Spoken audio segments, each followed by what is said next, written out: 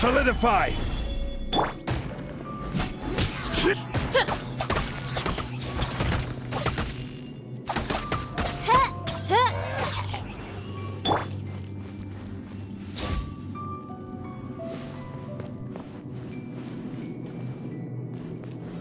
Gather!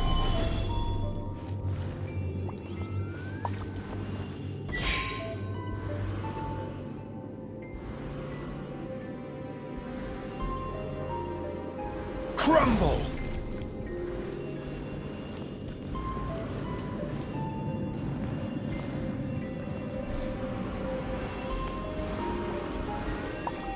Quake!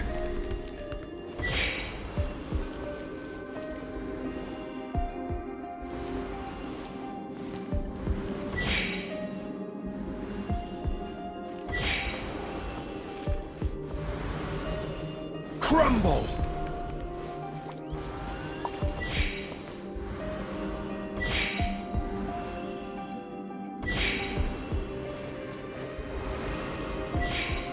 Gather!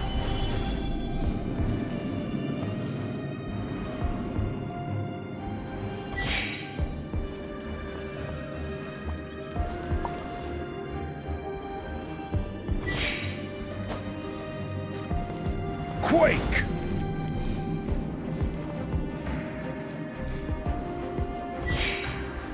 Crumble!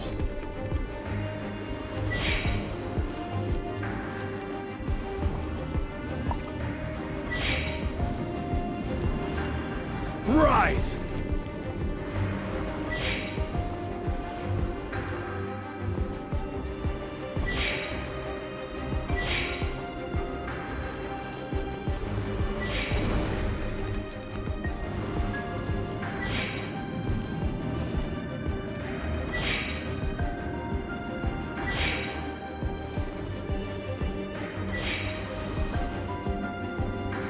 Gather!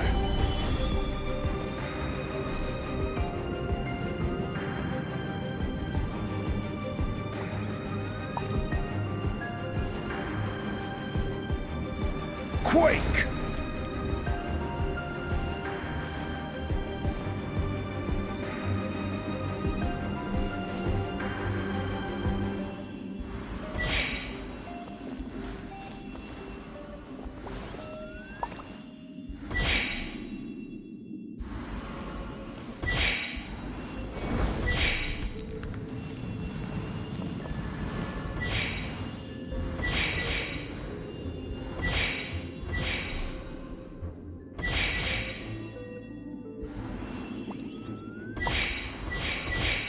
Quake!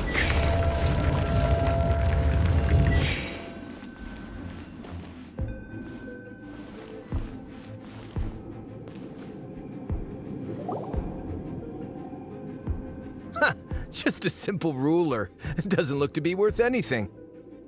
This, if I remember correctly, this is some kind of measuring tool. Indeed. But the god of salt imbued it with another power. When you stick this ruler in the ground, the surrounding area will become covered in salt, much like a rising tide covers the earth. The deeper it is stuck in the ground, the more salt will appear. It is essentially a bumper harvest of salt. What? That's even better than the salt chalice! Well then, according to our contract, the salt ruler goes to Miss Wanyan. No, unacceptable. I paid for and organized this entire expedition. Why should I get the short end of the stick? And this girl has been useless. Why would she get anything? Oh boy, here we go again. So you are saying you want to break the contract? So what if I break it? Now that I've seen how the mechanisms in this ruin work, I no longer need you. Let's not forget who hired who here. Why should I— Because you agreed to a contract. Rex Lapis once said, "Ones who break their contracts shall suffer the wrath of the rock." That is one of your Liyue gods. I am from Snezhnaya. I will suffer the wrath of the rock. You may find it rather unpleasant. Pay your dues.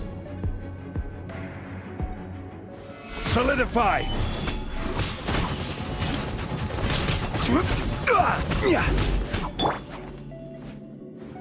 I'm going in! Ha! Yeah!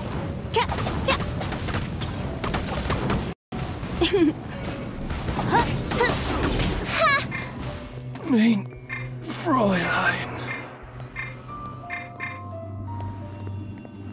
Pay your dues.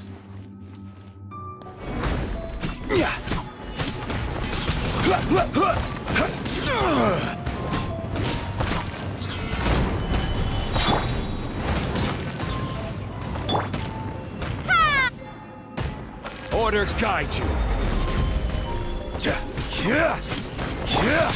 Crumble apart! Ha!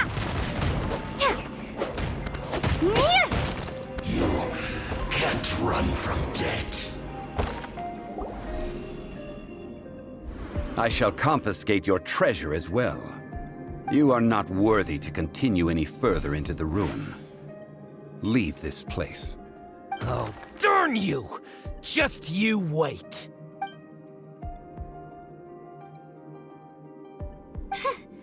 Some archaeological survey. He could only pretend for so long. Yeah, good thing Paimon can smell a liar from a mile away. Clement's wrongdoing stemmed from greed, yes. But besides greed, there are many other things that may tempt us to break contracts. When people see the object of their dreams, how many are really able to control their desire and follow the contract? I think we should be honest with each other now. Huh? Be honest about what? That in truth, not a single member of this archaeological expedition came here for archaeology. Why do you say that? Miss, you lack even the most basic archaeological knowledge, and can recognize naught but a few simple relics. However, you are an expert when it comes to anything regarding the God of Salt. You aren't interested in archaeology or relics. What you're really interested in is the God of Salt. I believe those legends about the God of Salt that you mentioned on the Pearl Galley are passed down between generations at Yinyuan Hall. Okay, that's enough. Sir, you are indeed a man of great knowledge and talents. I seem to have been right to seek you out once I plucked up my courage. You're right. I'm not a scholar of archaeology. I come from one of the 8 trades under the jurisdiction of the Qixing, Yinyuan Hall of the salt industry. Our ancestors were those protected by the God of Salt all those years ago, when the Archon War engulfed the land in chaos. Oh, right! Now that you mention it, the people of Liyue have very seldom used the name Morax. During the war, Morax assassinated our god out of envy for her power. He left us alone and lost in the world. We hate him! But this is Morax's Liyue after all. And its history is written as he wishes. So I seek proof of Morax's guilt. He has blood on his hands and cruelty in his heart. We agreed to a contract that we will face the truth head on, didn't we, Mr. Zhongli? You must judge this history fairly. Naturally, of course. But I must add, Liyue is no longer Morax's Liyue. Come with me. All the answers you seek lie ahead.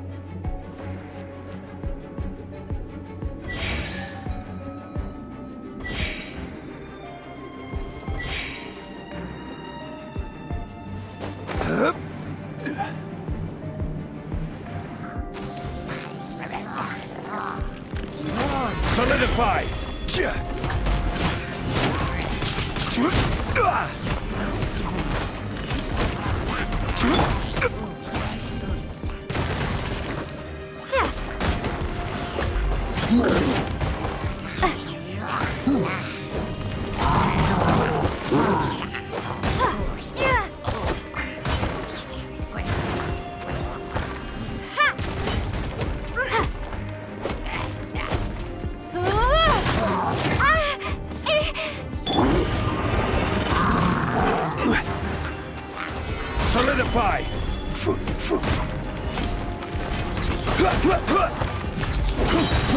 Order guide you!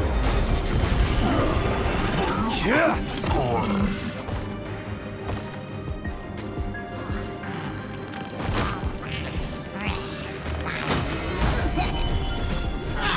Yeah!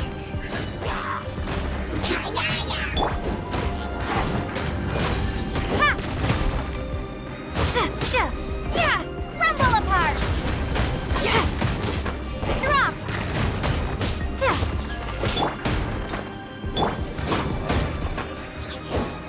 Order guide you! Crumble! Yeah!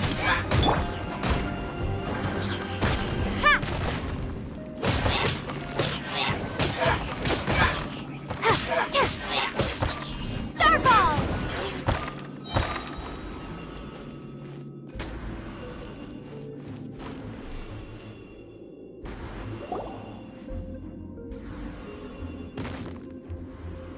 This is a sword? Aha! It's a broken sword! This is proof! This proves that the God of Salt had to fight back against the evil Morax. But sadly, she was defeated. The power of this sword surely is much greater than that of the Salt Chalice and Salt Ruler. If we can repair the sword, then we can show the world the mighty power of the God of Salt. It does look like something left behind after being defeated in battle. 2 pieces of a broken sword.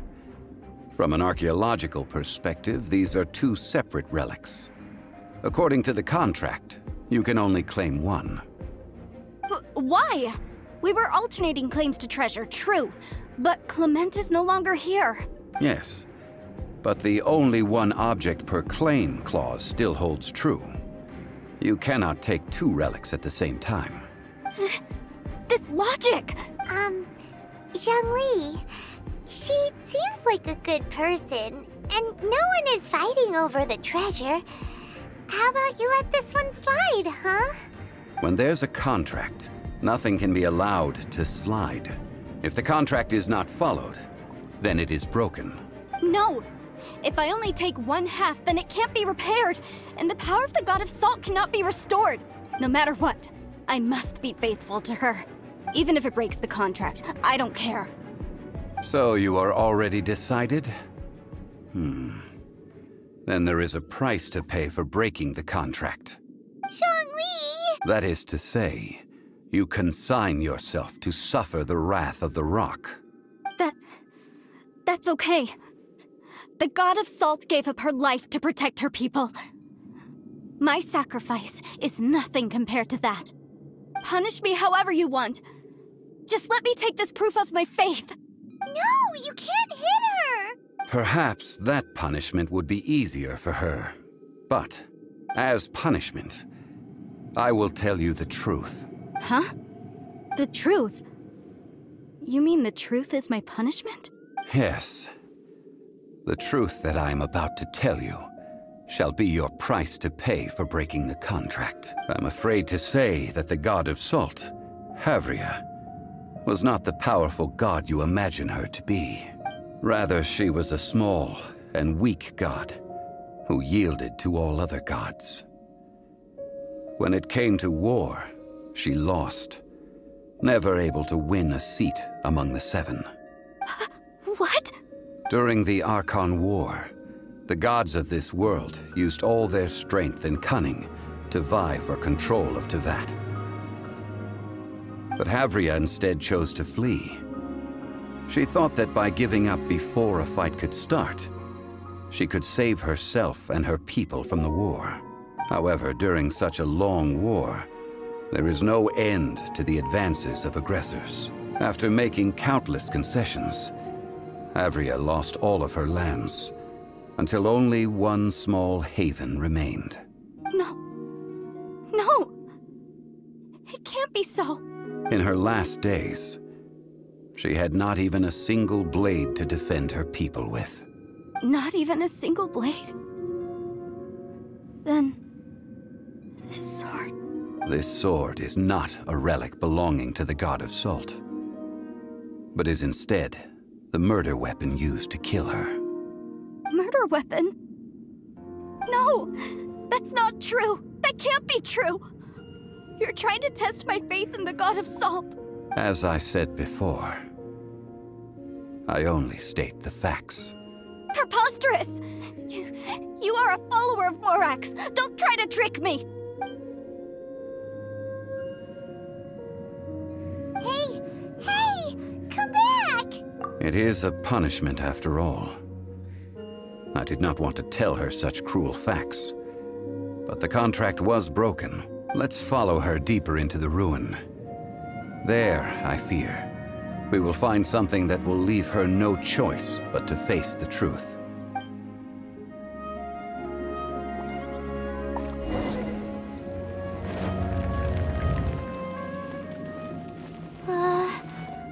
Are these statue thingies running?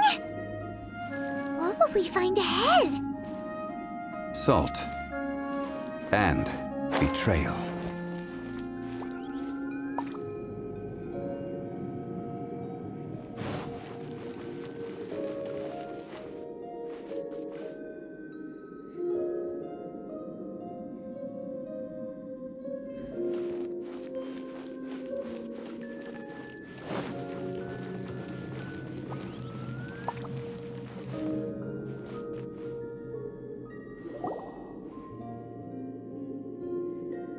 What are all these? What did they see? What did they do? What happened? Since you do not trust me, let us continue onward. That which lies beyond this door will show you all that happened back then.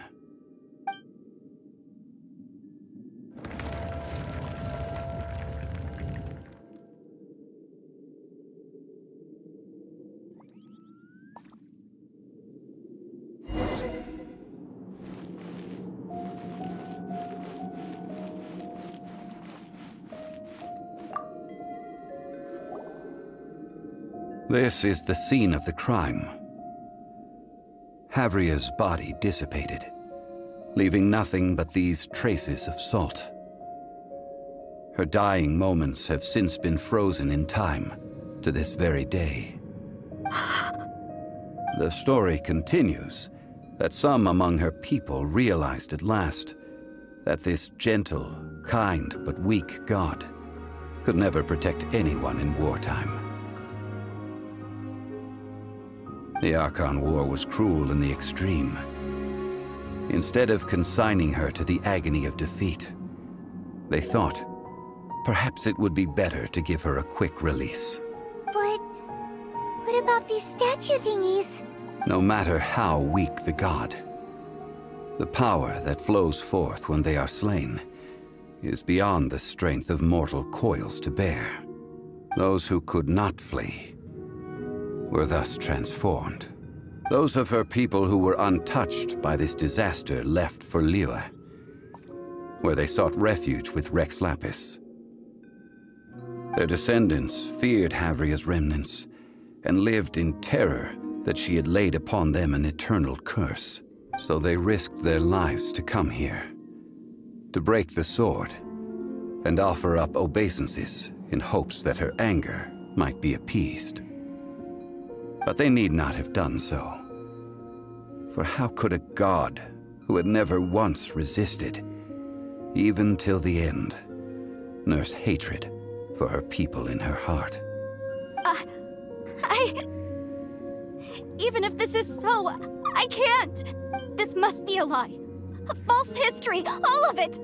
Don't you dare try to shake my faith!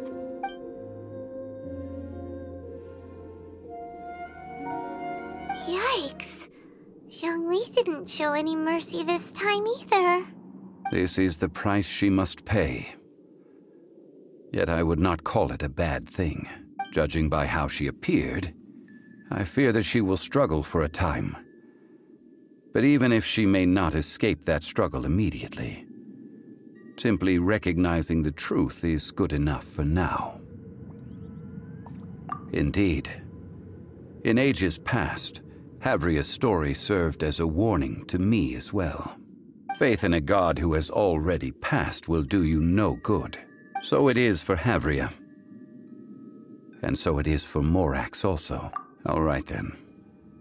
Now, would you like to accompany me in taking a trip to Guyonstone Forest? Huh? What do you want to do, Zhongli? Treading old ground, telling old stories. One cannot help but be reminded of old acquaintances.